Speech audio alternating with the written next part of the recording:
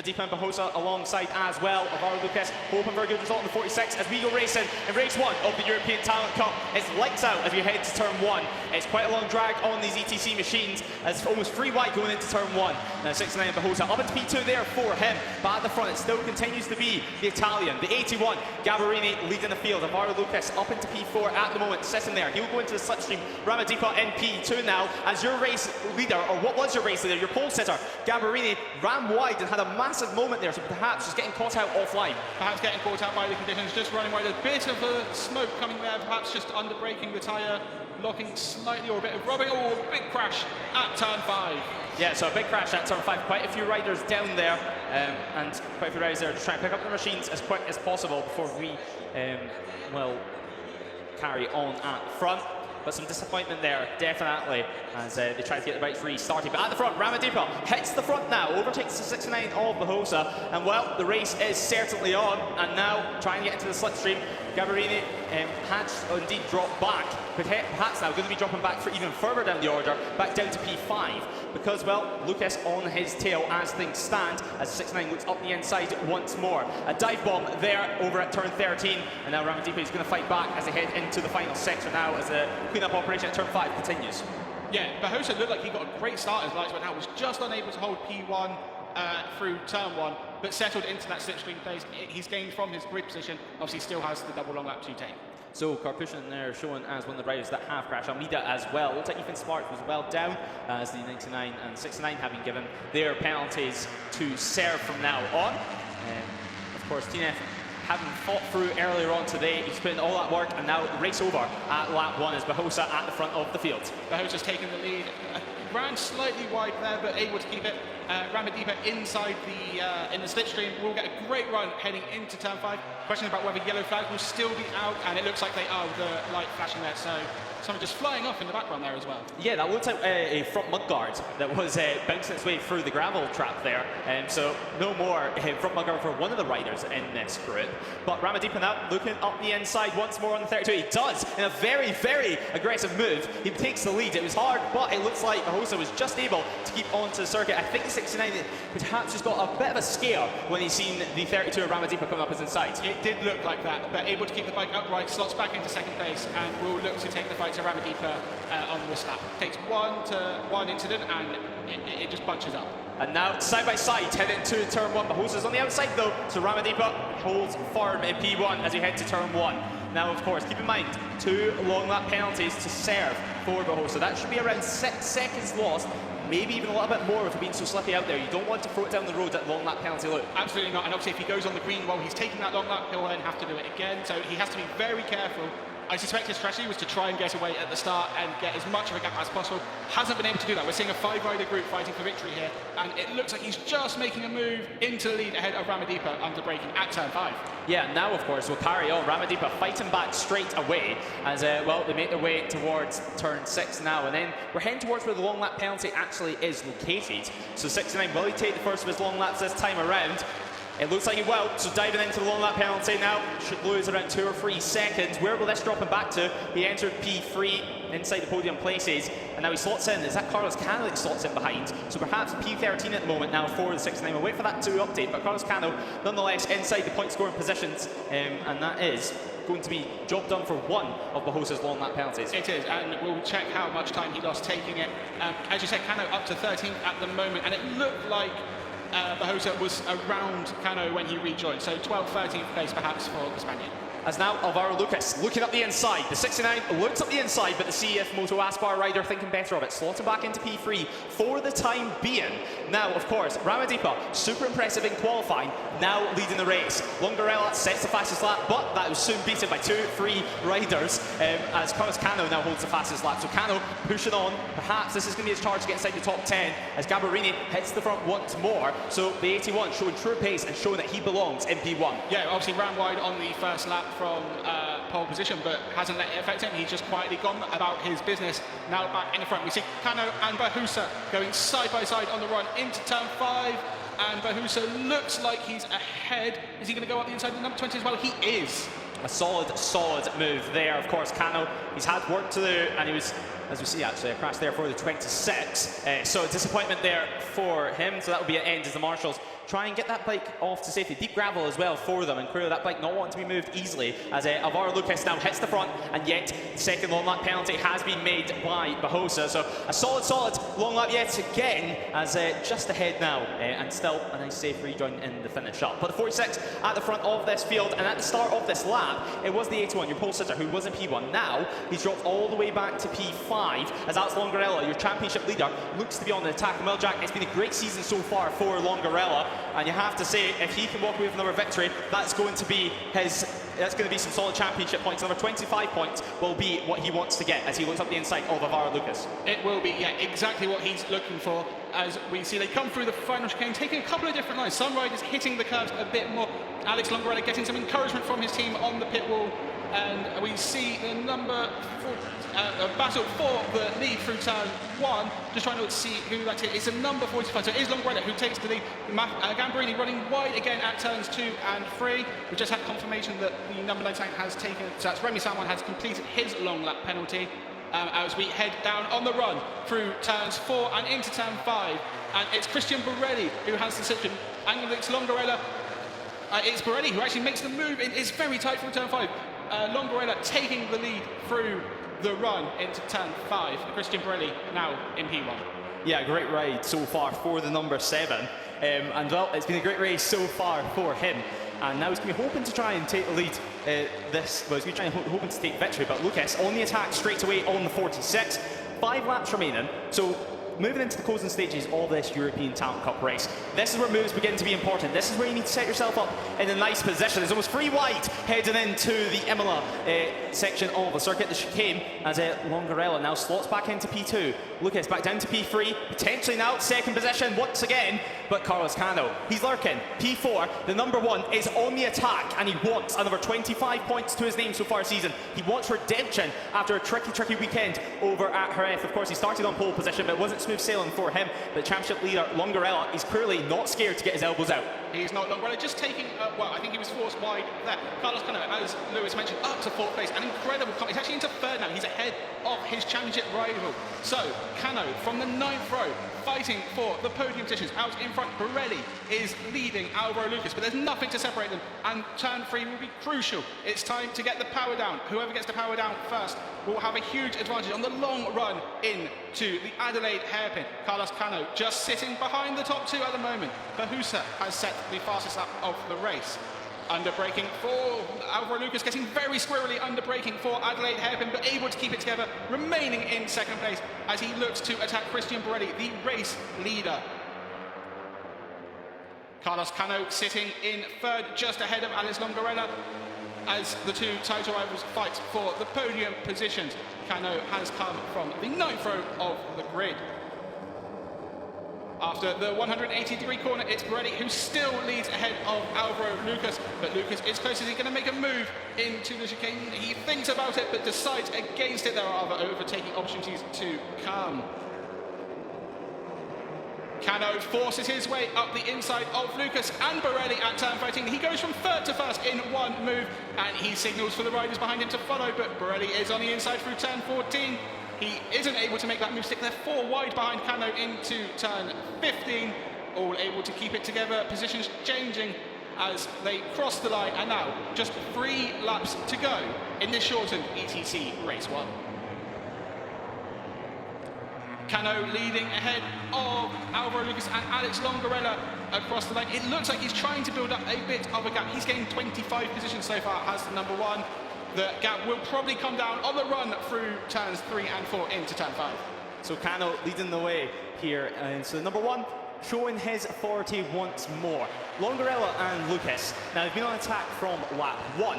And well, you have to wonder, is that just going to be a strategy to try and bunch everyone up once again? Because quite a few riders, they do enjoy a group battle, and they do enjoy being able to get in the mix and allow other riders to trip up each other. They do. European Talent Cup stuff. Longarella and Cano go side by side. The 2 of the top contenders here in 2025. It's prime time stuff here with 3 laps remaining. It's everything to play for. It's elbows out as Cano goes up the inside. The number 1 goes through. Lucas also tries to get himself into the podium positions once more. Bahosa continues his attack. Now keep in mind, 2 long lap penalties and now about to snatch the lead, although they're 3 wide once more. Ramadhipa as well trying to make up a few positions. That's going to demote the likes of Longarella further down the order. So Longarella all the way back down to P5, and already the field taking a lot of curb at the final chicane as Cano side by side. Here's the inside line for turn 1, and well, the number 1, the reigning champion, back into P1. He had a superb exit out of that chicane. They took slightly different lines, and that helped Cano back into the lead through turns 1, 2, and 3.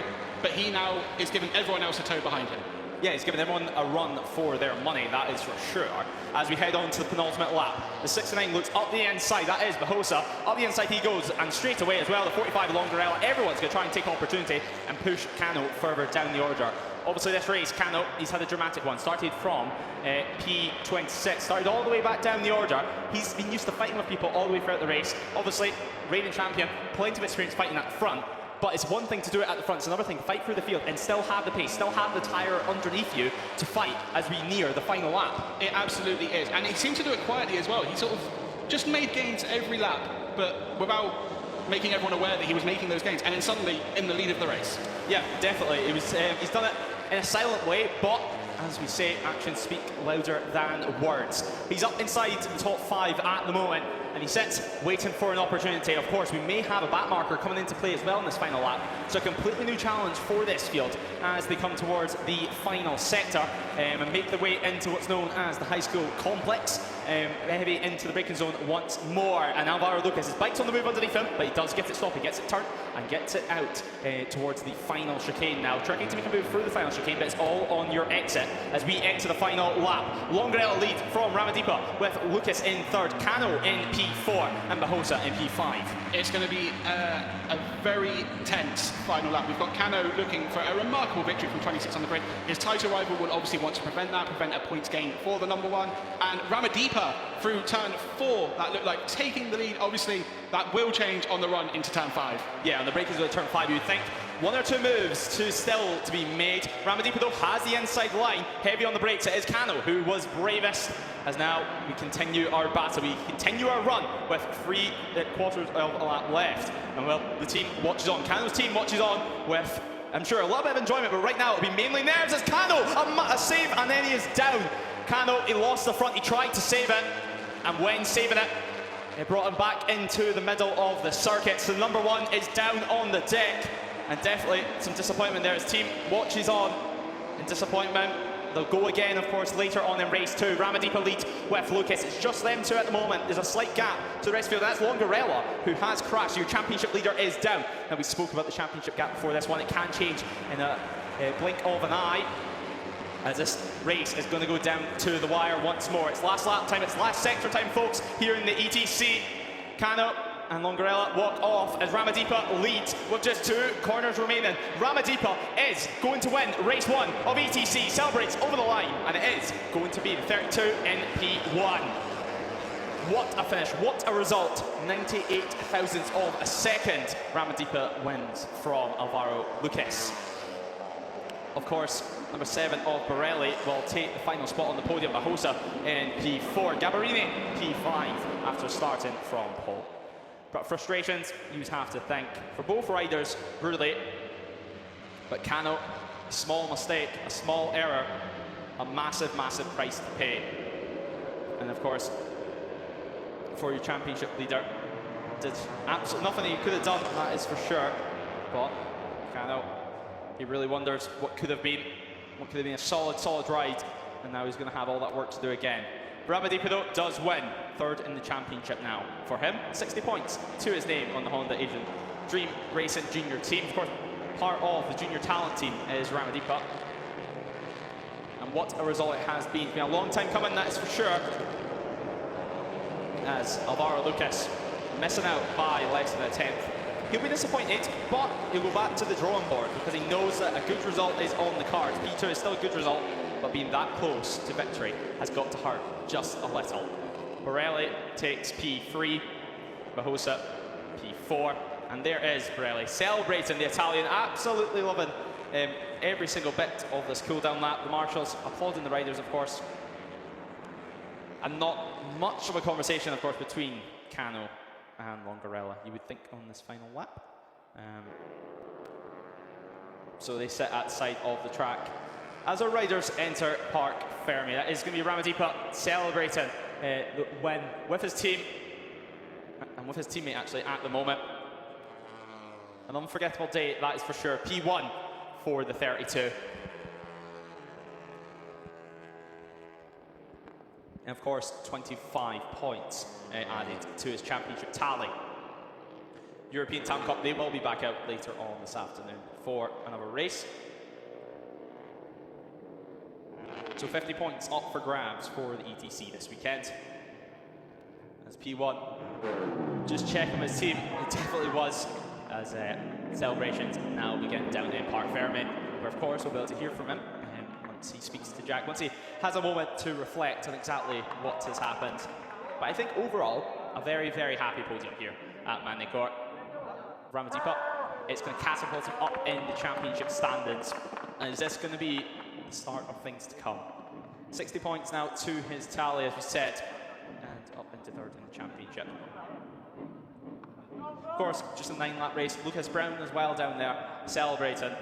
Lucas will be out later on, and very soon actually, for the Junior GP race, but still getting an opportunity, of course. Although they're in different classes, they spend a lot of time with each other for training and also during the race weekends. They all travel together, they all stay together at the hotel, and then have a good relationship between the whole junior talent team. As Alvaro Lucas points to his visor, Borja Gomez on his visor. A great tribute, and I'm sure he'll be dedicating this podium. But the likes of number 7 for Borelli, maybe an unexpected podium for him going into today. Of course, started from the second row of the grid, battled all the way, and battled very hard as well. The race stayed bunched up throughout.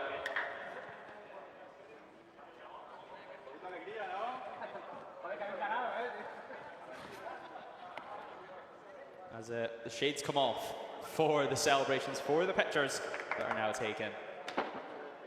But Parc Fermé, I'm sure that race will be remembered for quite a long time. We'll forget, but that was because of some great battles throughout. This was Ramadhipa hitting the front, but this was Cano's mistake. He saved it briefly before he went back into the middle of the circuit, and it was Longarella who received that impact. But over the line, it was celebrations. He was already celebrating meters before the line. And well, feet off the feet pegs, and the arm punching and waving in the air, as of course for number 7 in P3. But P1 now for the 32. Tears, I'm sure they are tears of joy. Kiandra, what a race that was. Just talk us through that.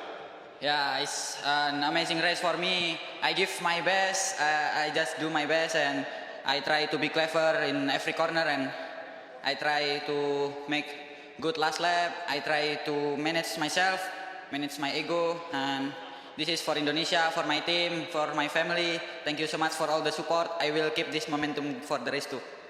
And just in your native language for your fans back home. Terima kasih semuanya. Alhamdulillah saya mendapat kemenangan di race 1 ini. Saya akan coba lebih lagi di race 2 nanti. Doakan saya semua. Assalamualaikum. Thank you very much. Person out being Borelli in P3 before Alvaro Lucas. A lot of points to the sky for him in P2. And then Ramadhipa, P1 now for him. What a result it is for the entire junior talent team. Tricky conditions, a reduced race, as well as the president of the National Speed Commission once again hands out the team podium trophy. Borelli receives his trophy now, and the rain is falling here in Magny-Cours. It could be a different story in race 2 as Alvaro Lucas, another point to the sky for him as Ramadhipa prepares for his moment in the spotlight. And that is P1. That is victory for Ramadhipa.